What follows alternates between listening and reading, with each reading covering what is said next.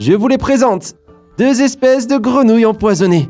Nous allons jeter un coup d'œil rapide aux différences entre ces 2 espèces avant de nous lancer dans la macrophotographie. Donc tout d'abord, il est assez évident que nous avons ici une différence de taille. La grenouille venimeuse aux fraises est souvent beaucoup plus petite que la grenouille venimeuse verte et noire. Et on peut également remarquer qu'elle présente des différences de coloration très distinctes. Et je dois dire, regardez à quel point ces 2 grenouilles venimeuses sont belles. Ce sont véritablement les joyaux de la forêt tropicale. Et elles ne sont pas comme ça seulement pour nous impressionner. En fait, il y a une raison pour laquelle ces grenouilles affichent ces colorations. C'est ce qu'on appelle la coloration aposématique, qui est un signe d'avertissement pour les prédateurs qui dit « Ne me mange pas parce que si tu le fais, eh bien tu vas manger toute une bouchée de toxines que j'ai dans ma peau. » Et nous allons maintenant découvrir à quel point ces 2 créatures sont toxiques. Mais avant ça, parlons de quelques autres différences de comportement. Elles sont donc parentes de manière très différente. D'abord, la grenouille empoisonnée aux fraises, dont le genre est Oophaga, ce qui signifie mangeur d'œufs. Ces grenouilles prennent effectivement leurs têtards et une fois qu'ils sont sortis de l'œuf, elles les déposent dans un petit réservoir d'eau. Cela peut être dans une plante broméliacée, cela peut être dans une noix de coco vide, ou bien dans une bûche évidée. Et une fois que les têtards sont là-dedans, eh bien la femelle ira déposer des œufs non fécondés pour nourrir sa progéniture. Et c'est la principale source de nourriture de ces têtards jusqu'à ce qu'ils atteignent leur maturité et deviennent des grenouilles.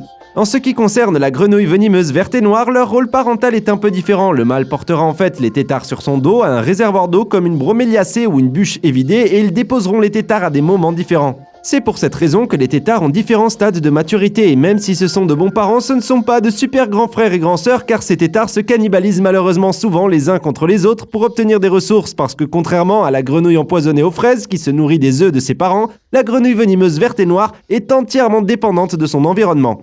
Elle va donc manger d'autres larves d'insectes, des algues et des acariens qui pourraient ramper à la surface.